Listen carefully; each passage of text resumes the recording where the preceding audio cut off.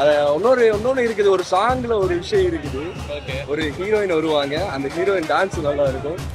அதாவது இந்த படத்துல வந்து அதிகமா ரொம்ப எஃபர்ட் போட்டிருக்காங்க. பெருமையா ஒரு பாட்டுக்கே இந்த படம் நம்ம கொடுத்த காசு போயிடுச்சு. ஓகேவா, இனிமே வந்து அசட்டு தான். ஐயோ செம்ம ப்ரோ, இன்டர்வல் தான் பக்காவே.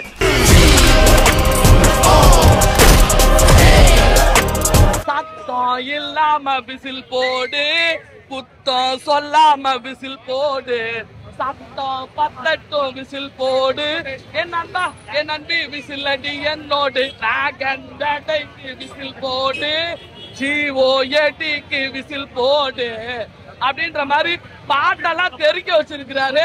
பெருமையா ஒரு பாட்டுக்கே இந்த படம் நம்ம கொடுத்த காசு போயிடுச்சு. ஓகேவா, இனிமே வந்து அசட்டு தான். ஆல்ரெடி 450 கோடியை வின் பண்ணிட்டு தான் இந்த படத்தை ரிலீஸ் பண்ணிருக்காங்க.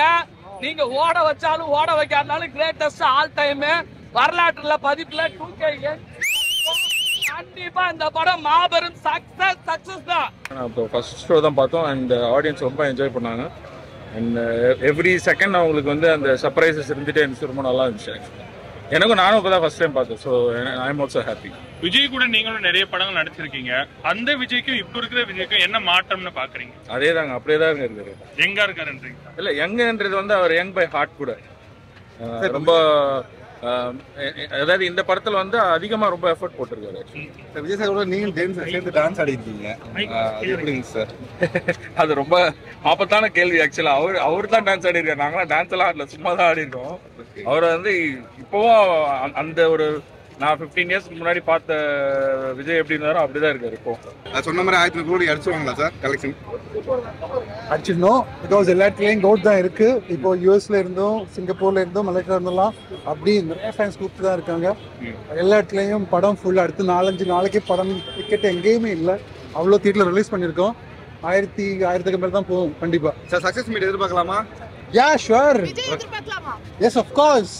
நாளைய சிஎம் அப்படின்ற மாதிரி நல்லா பண்ணிருக்கிறாங்க, சிறப்பா பண்ணிருக்காங்க. ஓகேவா, அண்ணனோட விசுவாசத்தை, அதாவது தளபதிக்கு இருக்கிற விசுவாசத்தை காட்டுறதுக்கு, அந்த சுவாசமே விசுவாசம் தான் காட்டுறதுக்கு கேப்டனை வர வச்சு வைப்பு பண்ணிருக்காங்க. கதையை கேட்காதீங்க, கண்டிப்பா எல்லாருக்குமே பயங்கர பேஸ் இருக்குது. அந்த பேஸ வந்து கரெக்டா வெங்கட் பிரபு அண்ணன் வந்து கொடுத்துருக்கிறாரு. நல்லா யோசிச்சிருக்கிறாரு. எம்ஜிஆர் ஐயாவுக்கு ஒரு நல்ல நேரம் மாதிரி அண்ணனுக்கு வந்து கிரேட்டஸ்ட் ஆஃப் ஆல் டைம் வந்து அவர் கேரியில சக்சஸ். ஓகேவா, வரும் காலம் இவர் பெயரை சொல்லுமே, வரலாற்றில் இவர் புகழை பறக்குமே, தொட்டால் வெற்றி ஆகும், இவர் வீரம் வீழாதடா அப்படின்ற மாதிரியே அருமையா. ஓகேங்களா, இந்த படம் நல்லா இருக்குது. யுவன் சங்கர் ராஜா எங்க அக்கா பவதாரணி அக்காவையும் நினைக்க வைக்கிற மாதிரி இந்த பட்டர்ஃப்ளை சீன்ல பவதாரணி அக்கா பாட்டு அந்த லிரிக்ஸ் கேட்டோடனே கொஞ்சம் ஃபீலிங்கா இருந்துச்சு. ஏன்னா நான் பவதாரணி அக்கா இதுக்கும் போயிருந்தேன், கேப்டன் இதுக்கும் போயிருந்தேன். அவங்க 2 பேரையும் கண்டிப்பா நம்ம சிறப்பு பண்ணின மாதிரி இந்த படம் வந்து அவங்களும் மேல இருந்து நம்மள விண்ணுலகத்துல இருந்து வாழ்த்திக்கிட்டு இருப்பாங்க. நம்ம மண் உலகத்துல இருந்து இந்த படத்தை வாழ்த்துறோம். ஓகேவா, super super. Mass டைரக்டர்னா Venkat Prabhu, பிரம்மாண்டனா Shankar. அதை ப்ரூவ் பண்ணிக்கிறாரு வெங்கட் பிரபு. ஏகப்பட்ட நடிகர். உண்மையிலேயே வந்து ஒரே ஒரு வருத்தம், விஜயகாந்துக்காண்டி உயிரோடு இருந்தா கண்டிப்பா அவருக்கு ஒரு வாய்ப்பு இருந்திருக்குன்னு நினைக்கிறேன். வாய்ப்பு சொல்லக்கூடாது, அவரே இருந்திருப்பாருன்னு எனக்கு தோணுது. படம் பார்த்தோம் தோணுது. ஏகப்பட்ட ஆக்டரு. வெள்ளி விழா நாயகன் மோகன், ஒரு காலத்தில் அவர் எப்படி சார் அவரே ஒத்துக்கிட்டு இந்த படம் நடிச்சுக்கிறாருன்னா அந்த அளவுக்கு கதை நல்லா இருக்கிறதா அவங்கள ஒத்துக்குவாங்களே. ஒரு வெள்ளி விழா நாயகன் பேர் இமேஜ் கெட்டு போகக்கூடாது, கெட்டுட்டு நிறுத்தினு இந்த படத்துக்கு வெங்கட் பிரபுக்கு குவாலிட்டிஸ் கொடுக்குறாருன்னா உண்மையிலேயே வந்து படம் நல்லா இருக்குதா அது ஒத்துக்குவாங்க. இல்ல ஆக்சுவலா விஷுவலா பார்க்கும்போது நம்மளுக்கு ஆப்டா ஆயிருச்சு. அது பார்க்க நம்மளுக்கே அந்த விஜய் பழகிரும். அந்த மாதிரி இருந்தது, நல்லா இருந்தது. கரெக்டா டெக்னாலஜி யூஸ் பண்ணிருக்காங்க. ஃபேமிலி ஓரியன்டா ஒரு படம்.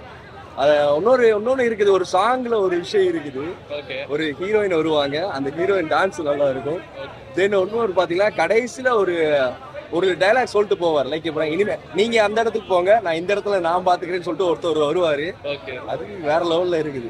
அந்த சீன்லாம் சும்மா அப்படியே தியேட்டர்ல எரப்ட் ஆகும் பாத்துங்க. அந்த சீன்ஸ் எல்லாம் நல்லா இல்லை. ஆக்சுவலி பிபியோட நிறைய ட்விஸ்ட் அண்ட் டர்ன்ஸ் வந்து நிறைய ஒர்க் அவுட் ஆயிருக்கு படத்துல. நம்மளுக்கும் நிறைய ட்விஸ்ட் அண்ட் டர்ன்ஸ் இருக்கு, நிறைய கேமியோ இருக்கு. கேமியோ எல்லாம் பார்க்கும்போது நம்மளுக்கு இன்னும் என்ஜாய் பண்ண ஒரு இடமா இருக்கு. பிஜிஎம் அருமையா போட்டிருக்காரு. பாத்தீங்கன்னா மட்ட சாங் வர இடமும் அதுல வர ஒரு ட்விஸ்டும் நல்லா இருக்கு. இன்டர்வல் பிளாக் எப்படி இருக்கு? ஐயோ செம்ம ப்ரோ, இன்டர்வல் தான் பக்காவே. நேம் கார்டு சொன்னாங்க, நேம் கார்டு சூப்பரா போடுவாங்கன்னு. ஆனா நேம் கார்டு என்ன பொறுத்த வரைக்கும் லியோ தான். இங்க நேம் கார்டு நார்மல் தான். ஆனா இன்டர்வல் பக்கா நம்ம எக்ஸ்பெக்ட் பண்ணிருப்போம். ஆனா இந்த மாதிரி ஒரு எக்ஸ்பெக்ட் பண்ணிருக்க மாட்டோம். அந்த மாதிரி நல்லா இருந்துச்சு. கேப்டன் சார் காமிச்சிருக்காங்க. கேப்டன் சார் கரெக்டான இடத்துல கரெக்டா யூஸ் பண்ணிருக்காங்க. ரொம்ப பெருசாலாம் யூஸ் பண்ணிக்கல. அவர் வராரு, அவருக்கான தேவை தெரியுதாங்க, அவ்வளவுதான். கிளைமேக்ஸ்ல டோனிலாம் வராங்க, அதெல்லாம் ஏஐயா இல்ல நிஜமாலே வராங்க? அது வந்து ட்விஸ்ட் எனக்கு தெரியல ப்ரோ. நீங்க சொல்றீங்க தோனி வரீங்க, நான் படம் பார்த்தேன், தோனியை பார்த்தேன். ஆனா தோனி படத்துக்குள்ள வராரா இல்ல அவர் வெளியே போயிட்டு இருக்காரான்னு நம்மளுக்கு தெரியல. அது படம் பாக்குறவங்களுக்கு தெரியும். பட் தோனிக்கான ரெஃபரன்ஸும் இருக்கு, தலைக்கான ரெஃபரன்ஸும் இருக்கு, எல்லாத்தையும் வச்சிருக்காரு. ஏன்னா விபினாலே அப்படிதானே ரெஃபரன்ஸ் வச்சுதானே அவர் நிறைய படம் எடுப்பாரு. நல்லா இருக்கு.